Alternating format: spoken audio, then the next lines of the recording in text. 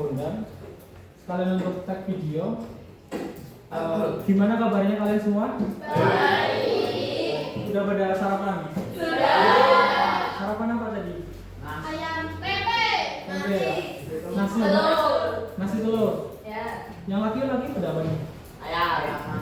Ayam nasi. Oh, udah pada siap belajar belum? Sudah?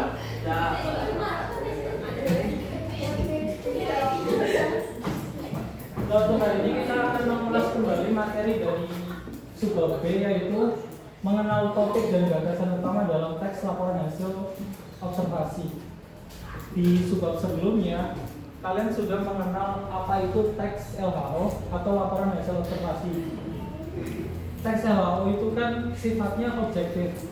Ada yang tahu apa yang dimaksud dengan objektif? Siapa yang tahu? Apa mbak? Ketawa-tawa di sini. Gimana? Tidak dipengaruhi pendapat pribadi. Itu adalah teks LHO. Nah, ini kita akan mempelajari mengenai topik dan gagasan utama dalam laporan hasil observasi. Oh ya, sebelumnya alangkah baiknya kita berdoa terlebih dahulu. Doa dipimpin oleh ketua kelas. Ketua kelas mana? Pimpin mas. Lanjut ya, doa mulai.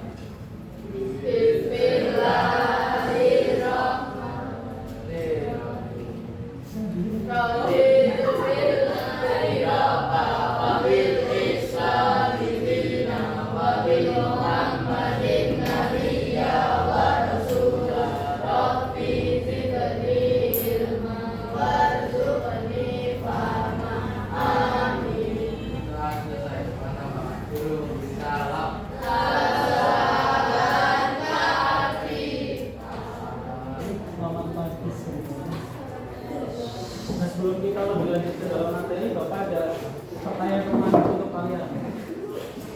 Mengapa penting bisa menemukan topik dan gagasan utama saat membaca teks? Agar mudah dipahami. Lalu selain mudah dipahami,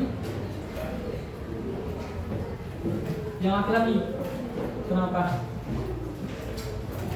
Kenapa penting untuk bisa menemukan topik dan gagasan utama saat membaca teks? Kenapa? Itu tadi udah dijawab. Agar kita mudah dipahami. Jadi penting untuk bisa menemukan topik dan gagasan utama saat membaca teks itu, pertama tadi betul, agar mudah dipahami. Kedua, agar kalian itu tidak kebingungan. Jadi kalau kalian nggak bisa menemukan topik dan gagasan utamanya saat membaca teks, mau dibaca berapa kali pun, kalian itu pasti nggak paham teks ini tuh ngomongin apa, teks ini tuh isinya apa. Nanti jadi kebingungan. Tapi kalau kalian bisa menemukan topik dan gagasan utamanya, kalian bisa dengan mudah memahami teks tersebut. Kita langsung masuk ke materi. Dalam setiap teks pasti ada topik dan gagasan utama. Topik adalah inti pembicaraan secara keseluruhan, sedangkan gagasan utama adalah inti pembicaraan di tiap paragraf. Nah, dari sini tuh terlihat perbedaannya ya, bahwa topik itu inti pembicaraan, tapi itu dibicarakan di seluruh teks. Seluruh teks itu apa aja?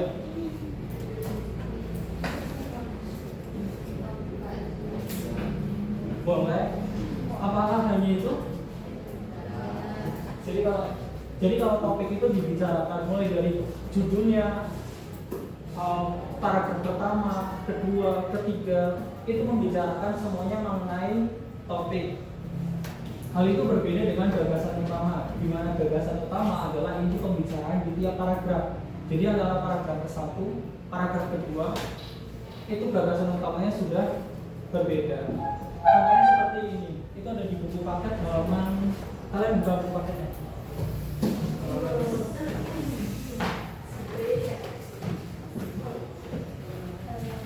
Halaman 9.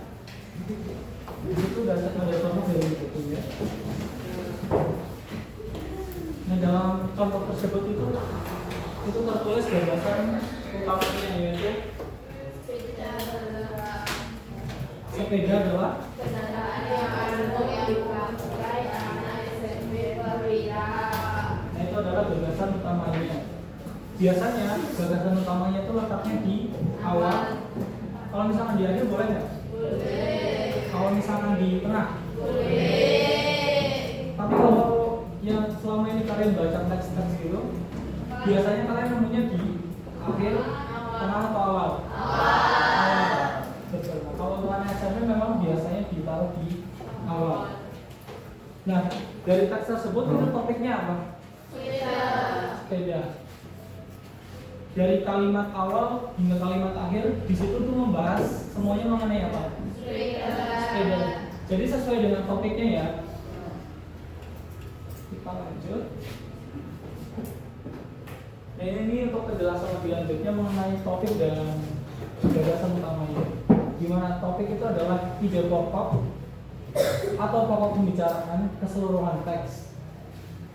Topik itu menggambarkan isi karangan secara umum, tidak menjelaskan detail, hanya fokus ke hal utama yang dibahas. Contohnya seperti teks tersebut yang di halaman 9, topiknya adalah sepeda. Mulai dari kalimat awal hingga kalimat akhir, di situ semuanya kan membahas mengenai sepeda. Dari judulnya itu kan sepeda.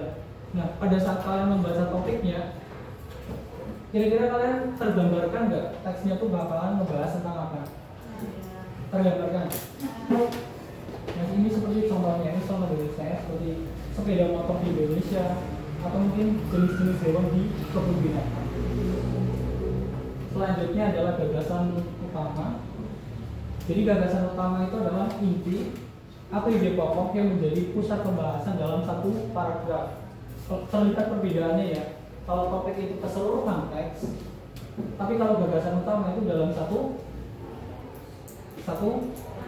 paragraf.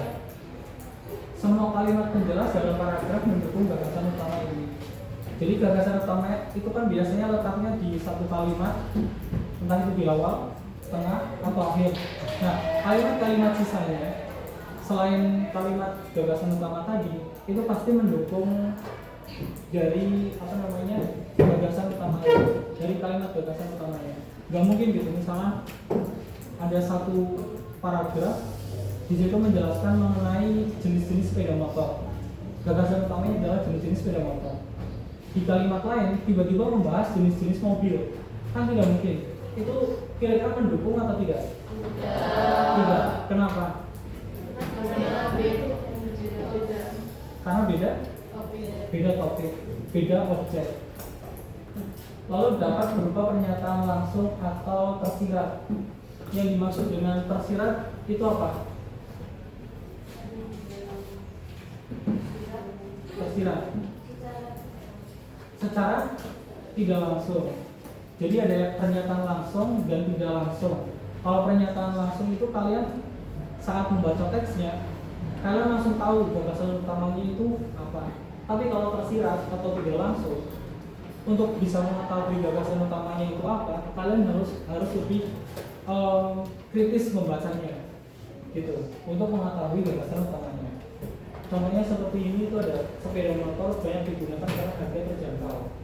Itu ada paragraf ketiga teks sepeda motor di Indonesia.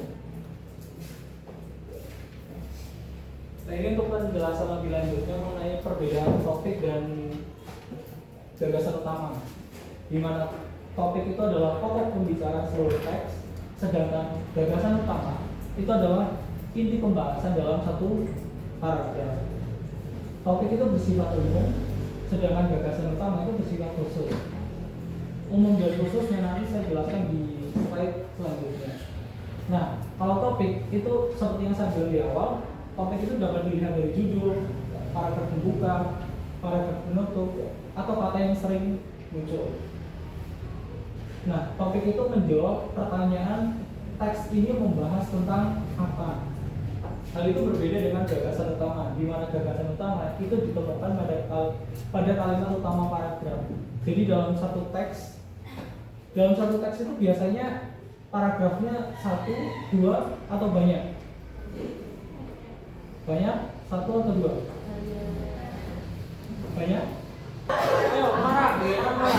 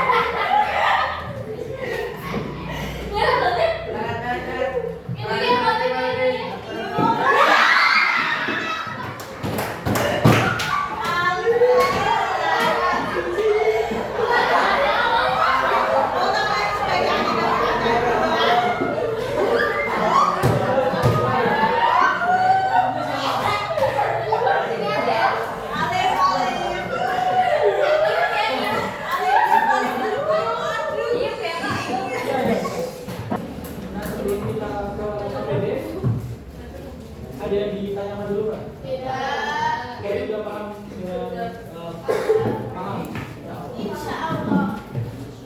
Jadi nanti kelompoknya dari 1, 2, 3, 4, 5, 6, 7, 8.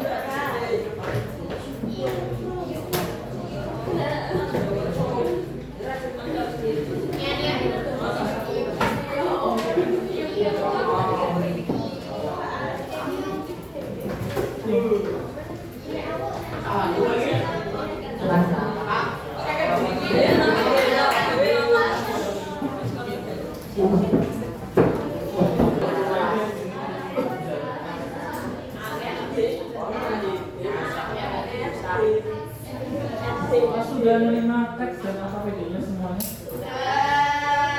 Kalau sudah ada tadi langsung dibaca.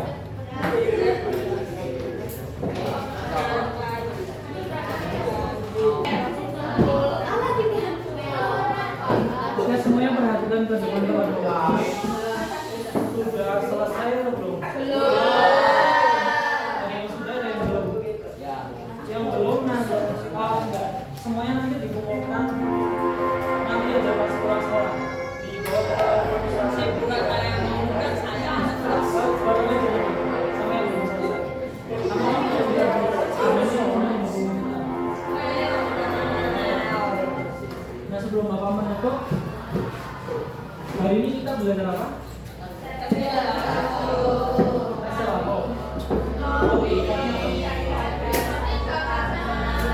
Topik dan jadi kalau topik itu letaknya ada di seluruh apa? Seluruh teks.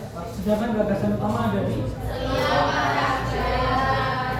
tiap paragraf. Jadi kurang lebih sudah paham ya. Sebelumnya apakah pembelajaran hari ini menyenangkan? Apakah nanti pembelajarannya mudah dipahami? Menyenangkan dan mudah dipahami ya? Baik, kalau begitu sekian dari Bapak.